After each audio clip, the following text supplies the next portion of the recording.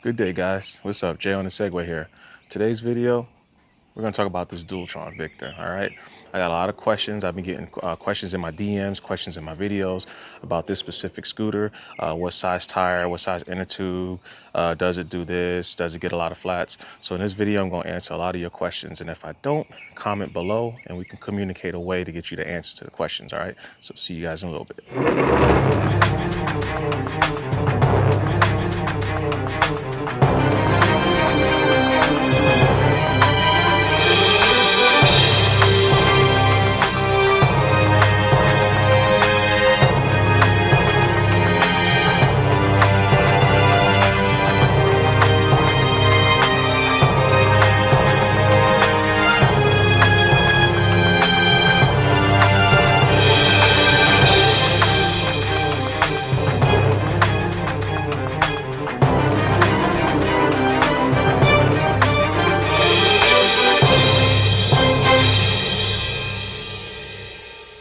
Okay, so in case you guys are wondering, this video is going to be more about the scooter itself and some of the features versus some of the nitty-gritty questions like inner tube sizes, getting flats, compatible wheels with this scooter. And yes, there are other models that have tires that's about the same, that's compatible with it.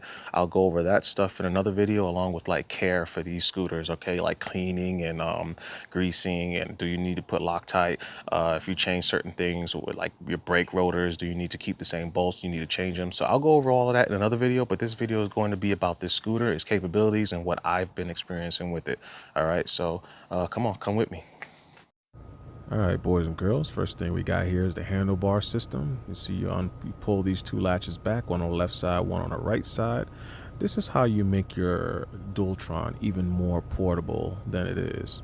So once you get those latches pulled back, you take those latches and you slide them to the left when it comes to the right hand side, and when it comes to the left hand side, you'll slide it to the right, and that way you'll be able to move the end part of your handlebar down. See how that works? All right, now let's take a look at the left side. And then to put it back, you go on ahead, you pull the handlebar up, you make sure that thing is lined up with the white line, you pull it down to lock it in place, and you're done. Okay, now operating the actual handlebar stem, you have those two latches down there, and those will pull towards the stem. As you can see, I'm not going to do it here, but those two things right there, they'll pull towards the stem. You pull them away from the stem, lift them up. You see how it lifts up, and then you push the handlebar down. And that's how you're going to get your handlebar, the entire stem, to go down. And now to lock it in place, you have a hook on the back of your deck, and on the top of the handlebar, you have that. You latch it in, you'll be able to pick it up holding the handlebars. Pretty dope, man. All right, guys, so let's talk about this rear tire or wheel assembly, however you want to say it. This is the part of the scooter that probably gets the most, like questions about it.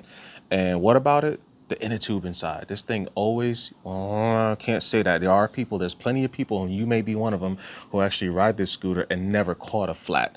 Now, I'm going to tell you straight up off the rip, keep 50 PSI in mind. Keep that in mind. Write it down somewhere in case you're going to forget. That's a number you don't want to forget. Why? Because 50 PSI is the actual PSI you should run on these tires. You can probably go down to like 48 PSI, maybe 47 if you're on the lighter side. My rider weight is usually around 200 pounds, and that is my personal weight along with my gear or any clothing that I wear. Now, if I wear my motorcycle gear, I'm going to be somewhere around 215 to 220 pounds. So with that much weight, 50 PSI is what I run. The tires don't squat. They're perfectly round. They look good. They feel good. And that supposedly is the reason why people do get flats, because they run less than that. So 50 PSI is a good target for most people. And like I said, if you're super light, if you weigh like 160 something pounds or less, maybe you can drop down to like 47. I wouldn't go lower than 45, 46 though, just to be safe. I've noticed, and this is why I'm mentioning it, that when I ran 50 PSI, I haven't had any issues with the air pressure or with flats or anything like that. So let's say you get a flat tire with this wheel on, right? And you want to change the inner tube or repair it. What you want to do first is, this thing normally has a mud guard, okay? There's two bolts on each side on the inside of these swing arms, this one and the one on the inside that you can't see because laying on that side, there's 2 bolts on each side, and these are Allen keys number 4. It's going to be kind of difficult to get out, so if you can get your hands on those very flat shaped Allen keys, then probably use those. You might have the better chances of doing that, but you need to get that mud guard off first. And notice the mud guard's not here because the mud guard doesn't actually work, doesn't keep mud off of you. Once you get the mud guard off, you get these 2 bolts off, and then slowly pry this swing arm off. It's going to go towards you guys. You see, I'm going to try to F this, so I'm trying to pull it up.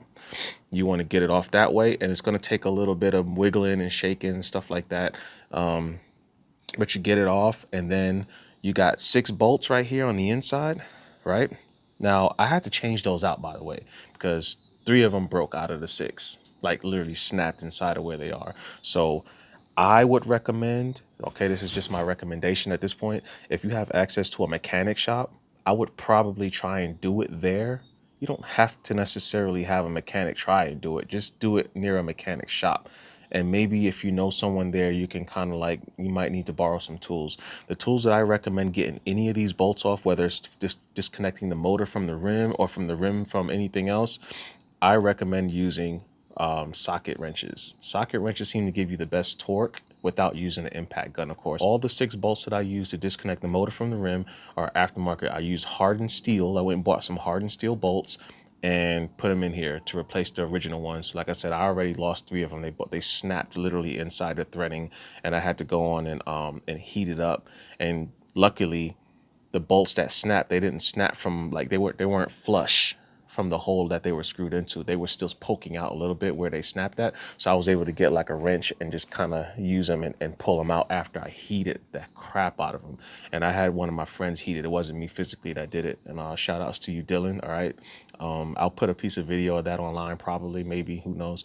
But he got all of those things out of there, and I was able to disconnect the rim from the motor. It was a pain, guys. So when you guys need to tackle this job, make sure you get the right bolts, get replacement bolts, and be ready, in some blue Loctite, and be ready to swap out bolts with new ones. Okay, I wasn't able to reuse any of them. Once I took those bolts away from the motor, I was able to pull this tire and this rim right here, I was able to pull them away from the actual motor, and then that's where the rim splits in half, because it's a split rim design, which means the rim, you know, if you can imagine a rim, it just literally splits in half from left to right sides, and then the inner tube and everything's all in there, and the tire. And so you could take the inner tube out, replace it, put it back in. When you put the inner tube back in, make sure, guys, make sure that the rim, when you put the rim back together to close up the wheel, that the inner tube is not getting pinched in between the 2 sides of the rim. Remember, the rim is a split design, and when you put it back together from splitting it, make sure that inner tube isn't stuck in between that and pinches. Okay, so it's going to be a little bit of care. You have to take some care when putting it back together, but once you get it back together, you guys are going to be loving it. Make sure you have some slime. Okay, there's armadillos, DILLOZ, if I'm not mistaken. They have a blue one, they have an orange one. Pick whatever one you want. Read the description. Make sure you're not picking something that you're not supposed to have. And I would say squeeze just a decent amount, like maybe like a third of the bottle or a quarter of the bottle into your inner tube. Make sure you rotate it very quickly. It's right after you put it in, and to put it in, and they're going to come with the tool to put it in. I'm going to take this thing off right here. So your inner tube has that stem on the inside, right?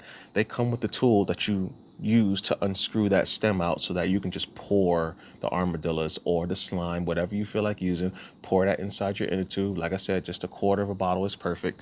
And then put the stem, the inner stem piece, put that back on, and then you want to get a air pump and pump 50 psi into this tire. And if you need to, because you'll know when you unscrew the air pump from the hose, if you lose a little bit of air, it could be 1 second of air, you may have lost 3 psi. So to be safe, if you're using an electronic device, maybe set the psi to like 52, 53 psi. That way, when you unscrew it, it will, if it does lose a little bit of air pressure, it'll get you right back to 50 where you need to be. You definitely kind of want to be over 50. All right. So you guys want to do that. And then you take the rim and you put it back on. Remember, this swing arm will not be here. This swing arm is going to be out. You'll put the rim back in, and then take your 6 new hardened steel bolts. I got black hardened steel bolts, M50. They were 10 millimeters long, if I'm not mistaken. And I put them back in there. A little bit of dab of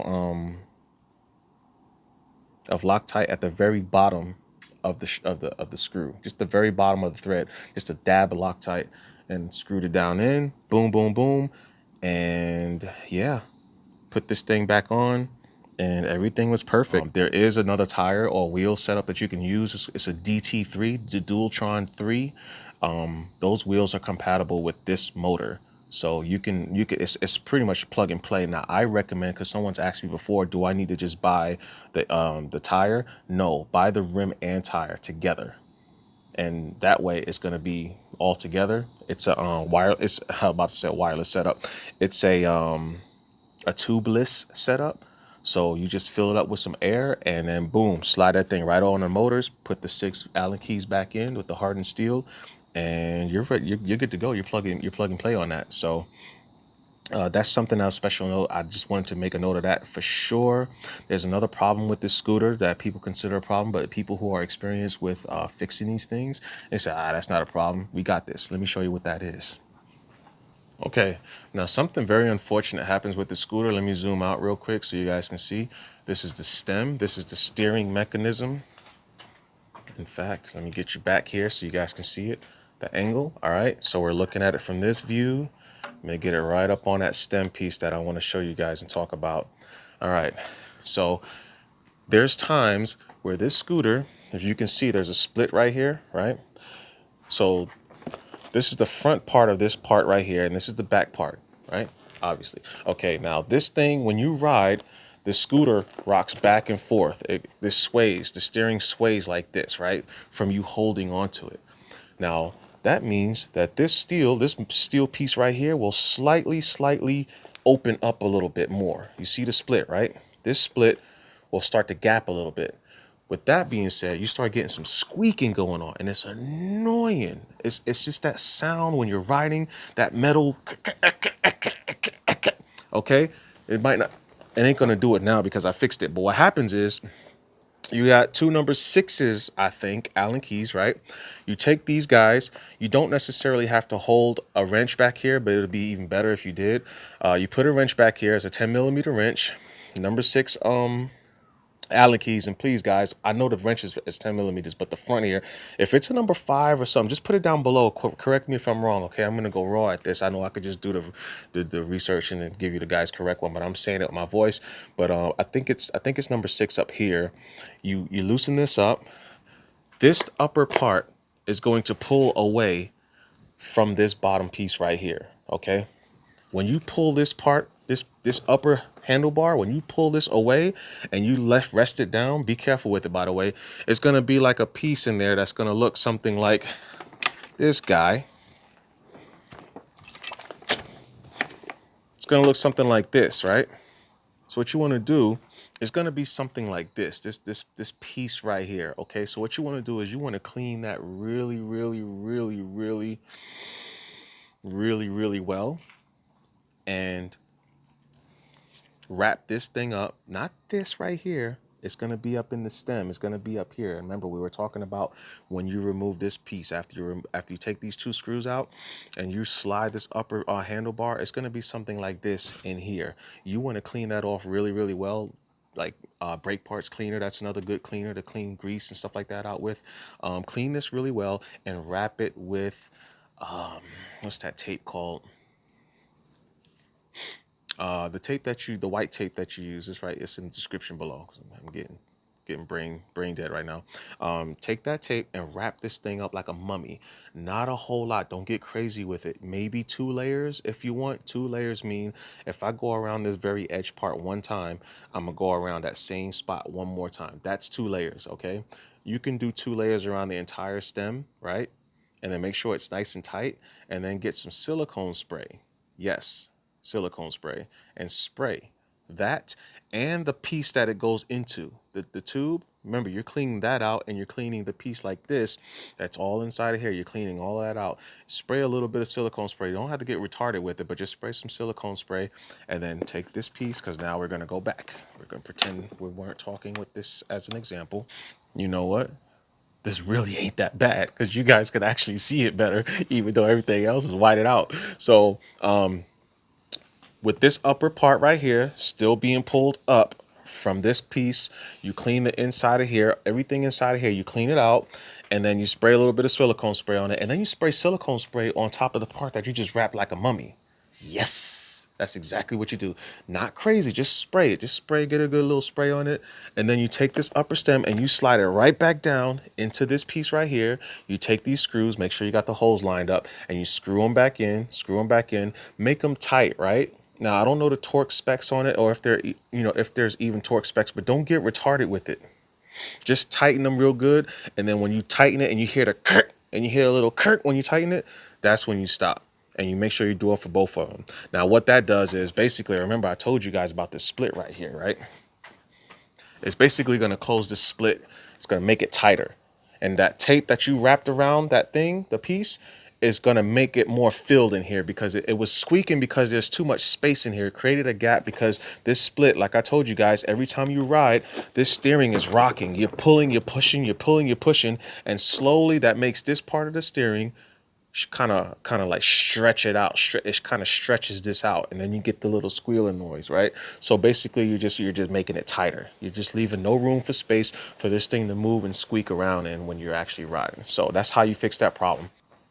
Okay, so check me out here, guys. When you guys are actually, let's just say you want to go for a ride, right? This thing was folded up, right? Locked in, whatever, it wasn't locked in. So now you're setting this up, you want to go for a ride. You see this?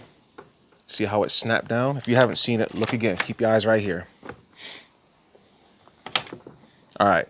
Now, how do I tighten this when I tighten it so that this doesn't have as much play? You see this? See how it moves like that? All right. So this is what I do. As soon as I get this guy to play ball here. Okay. I make sure I pull this stem forward, full lock, before I do anything with these. And then, and it doesn't necessarily matter which one you tighten first, but this is just how I do it. I'll tighten the lower one first. All right. Push it all the way up against the side here, but on this side. And then I'll get this one. And I'll try to make it a little bit tight. And I'm going to show you guys, this really shouldn't be too tight. And I'm going to show you why. Okay, if you guys look carefully, you can see there's washers inside of here, right? You see those washers? Those right there. If you make it too tight, you'll crush them. You don't want to crush them. Too tight is relative. You'll kind of feel it when we're talking about making it too tight. You'll kind of feel what I'm talking about with this one. This is not something I could tell you from mouth to ear what's too tight and then you got it, But you do not want to deform these washers inside of here. These little, they're kind of like wavy looking. You don't want to crush those, all right? You crush them, then your steering's never going to be ever tight enough to have a decent ride without this thing making stupid noises and wiggling and wobbling and doing all that other craziness, all right? So that's something you guys want to keep in mind. Just be mindful of how tight you're making this exactly when you're tightening those things. I know it seems like you have to make it super, super tight, but trust me, you don't. A lot of the psych comes from that guy, okay, making all that creaking noise. A lot of my psych came from that guy. When that guy was making noises, I was thinking this guy was all jacked up when it was really that guy. He just needed to be cleaned out and lubricated properly and needed that gap from that split on the side to be closed up. Now, what you can do for the more experienced guys is you can probably get a clamp system, right? You could find a clamp system to tighten this even more, to just wrap around this thing. And I mean something strong, because this is really hard steel right here.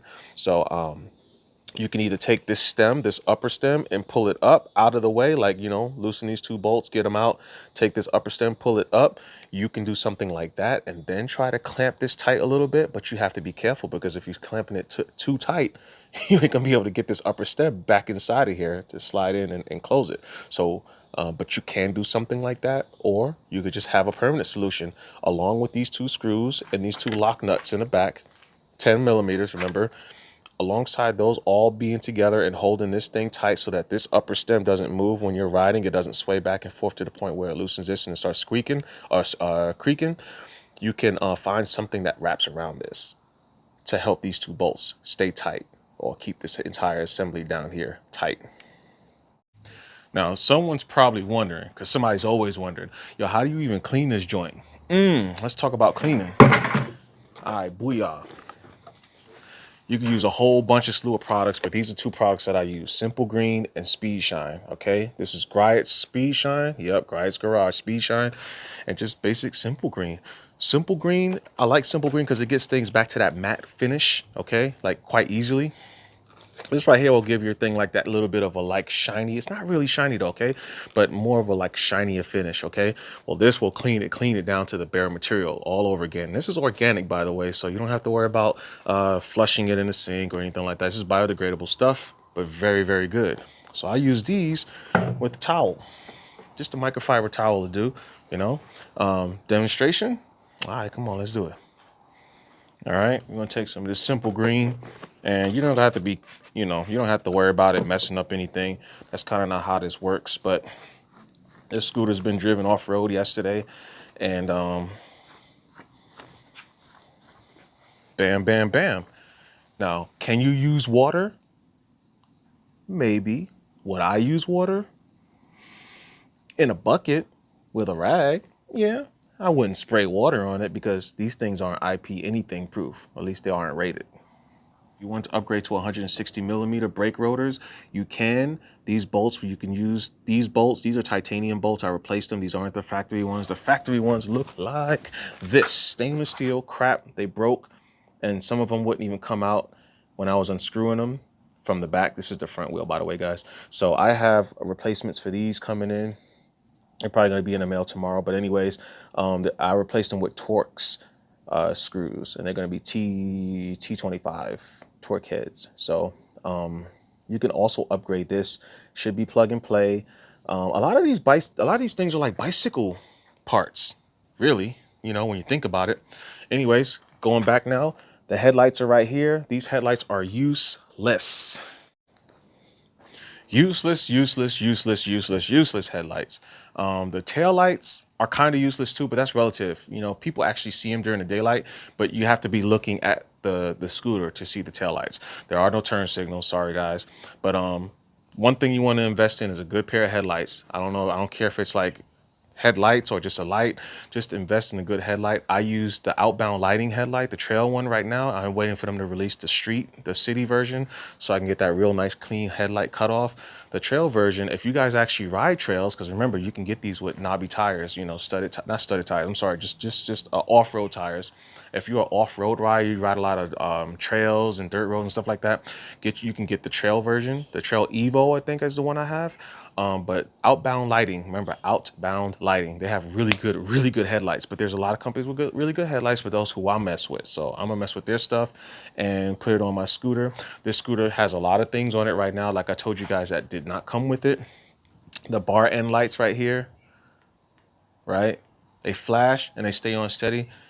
They're only red light as far as the actual light goes.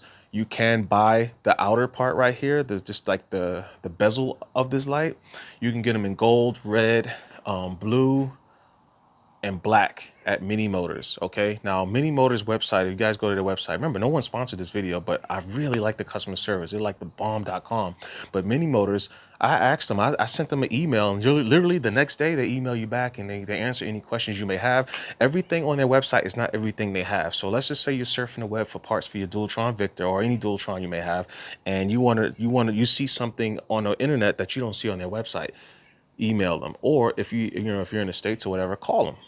And they'll tell you, and their shipping is fast.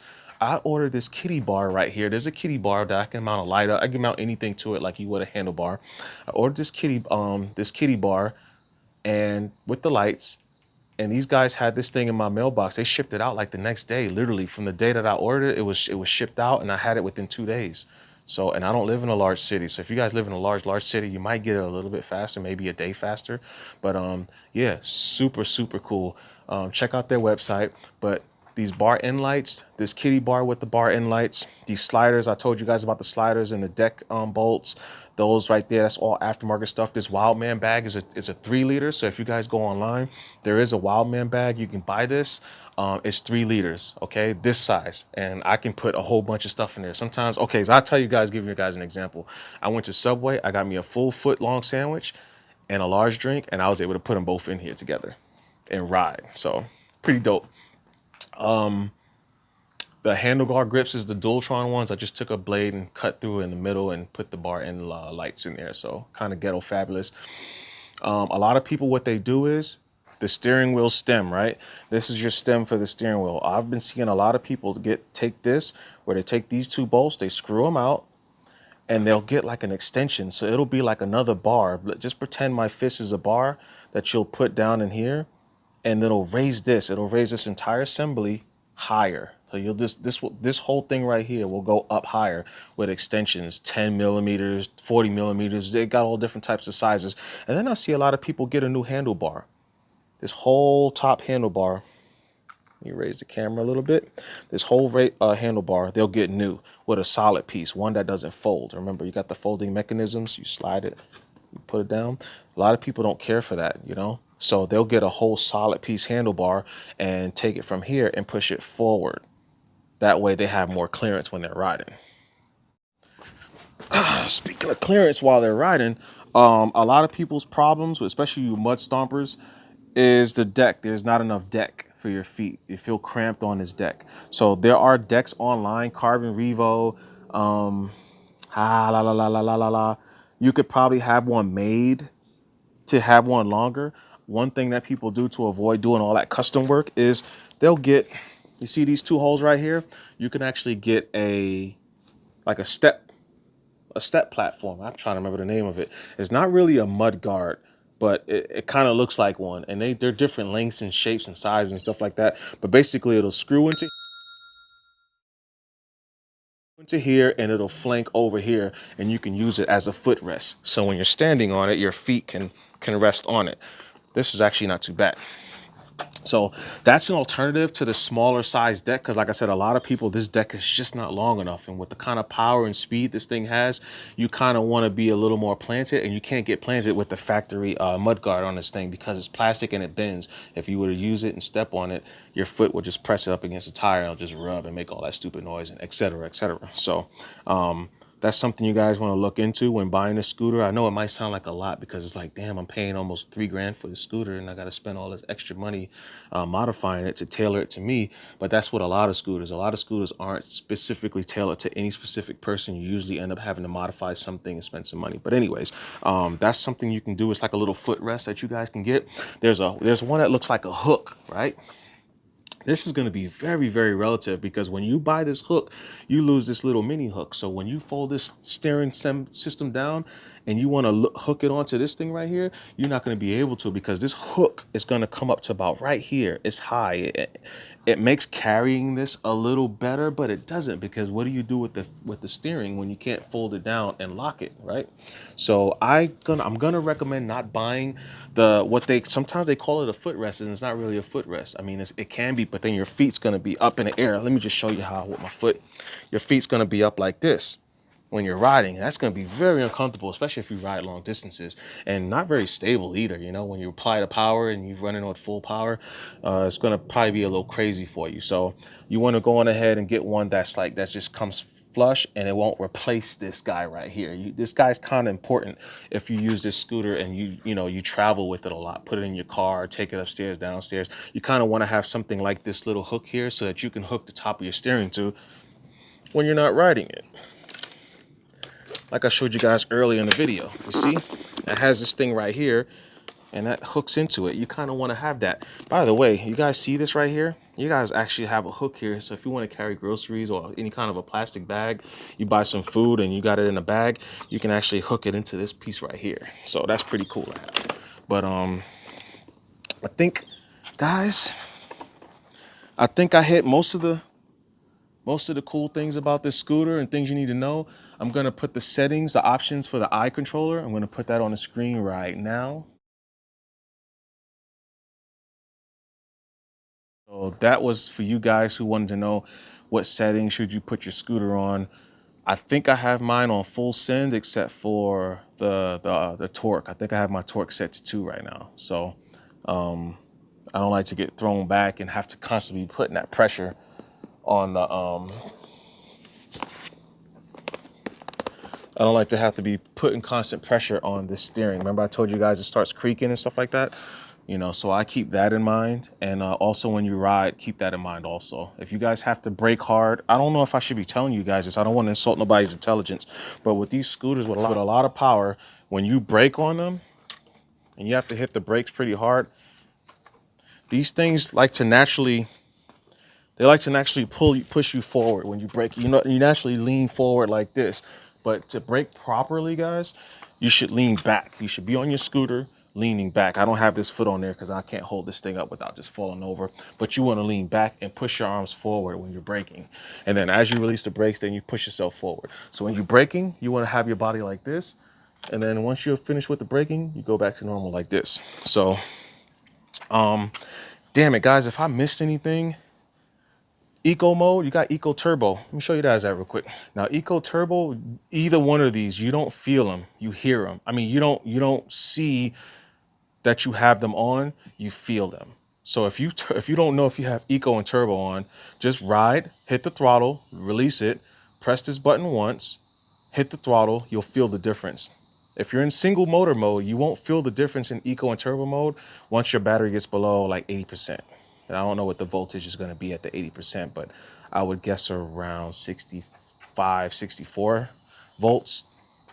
You won't feel the difference when you're in single motor. Okay. Now, if you're on dual motor, you're going to feel this all the time. And you're definitely going to feel when this is on dual motor, because like I said, press this, hit the throttle, press it again, hit the throttle, and then you'll know if you're on single and dual. Of course, dual is going to have more power applied when you hit it, and vice versa for the single. Same thing with the Eco and Turbo.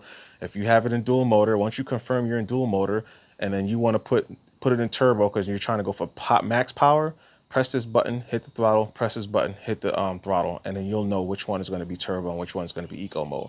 That's the only way you're going to know, guys. There's nothing on that eye display over there that will allow you to see, okay, yeah, I'm in turbo mode. It's all going to be off of feel, okay? This is a feeling machine. Kind of sucks, but that's what it is right now.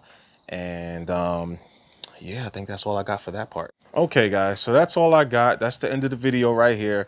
Like I said, if I missed anything, just let me know in the comments below. If you guys like what you saw, subscribe, hit the notification bell if you want to see more videos.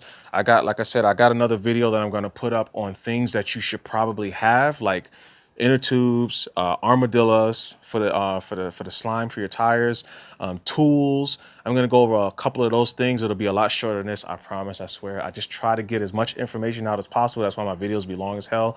I'm gonna show you guys some more actual riding footage. I'm gonna do an official range test. I've done an official range test. I lost all my data for it, so I can't show it to you guys. But the Victor does pretty good. You can expect 70, 80 miles. If your rider weight is around 200, 210 pounds, you can really expect 70 miles, maybe even 80 if you squeeze it out like that, but definitely 70 miles with dual motors, okay? My range tests are gonna all be with dual motors because I don't wanna stress out the single motor mode. But I got a range test coming up that I'm going to do. And yeah, I'm going to do the video on things you need to actually have when owning one of these scooters. All right. So like I said, like and subscribe if you like what you saw. Put a lot of work into this, trying to find a spot to do this at. Yeah, appreciate you guys watching. And yeah, see you on the next one. Peace.